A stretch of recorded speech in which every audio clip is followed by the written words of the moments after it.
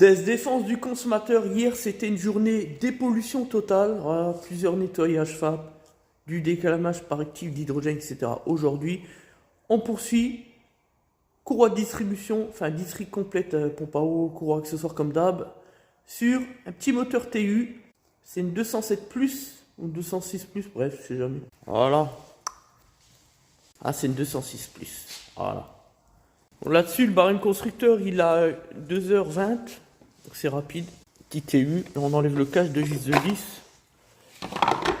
Hop, on retrouve la courroie. En dessous, le cache inférieur, pareil, il y a une vis de 10 là, puis deux en dessous, donc 3 vis de 10. Et puis il restera une troisième vis par rapport aux deux autres qui comportent les 3 vis du petit cache tout en bas. Enfin, ça, c'était sur les premiers, à mon avis, c'est un cache complet, ouais, voilà. Donc du coup, on a 1, 2, 3, 4, 5 vis. Oui, parce qu'entre-temps, il y a eu l'évolution du TU, naturellement, hein, après les modèles 2006.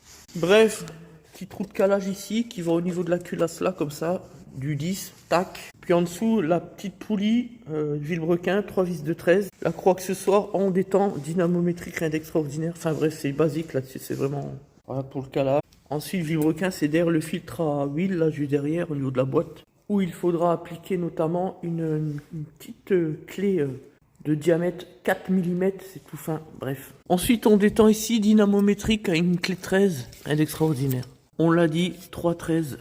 Voilà, ce qui nous ramène ici,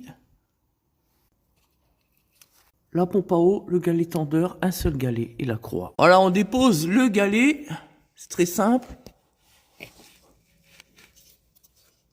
Comme ceci, la vis, et on détend comme ceci. Et après, on peut déposer la courroie tranquillement. Voilà. Oh, c'est pas trop chier là-dessus. Parce qu'il y a des modèles où on est contraint de devoir déposer le gros support moteur supérieur par-dessus à cause du cache du bas qui coince, qui bloque à cause du faisceau. C'est vrai que maintenant, c'est l'évolution. Donc, ils ont modifié la structure même du faisceau électrique moteur, qui lui ne passe plus comme ça comme les anciens modèles, mais par-dessous, comme vous pouvez le constater ici, c'est vraiment nickel. Du coup, c'est moins d'emmerdement pour nous lors de la dépose et la repose. Voilà, donc là, on a tout repositionné, on enlève la pige. Hop, on est en prétension. Et maintenant, on tend jusqu'à rejoindre l'aiguille au niveau de sa fourchette. Comme ceci.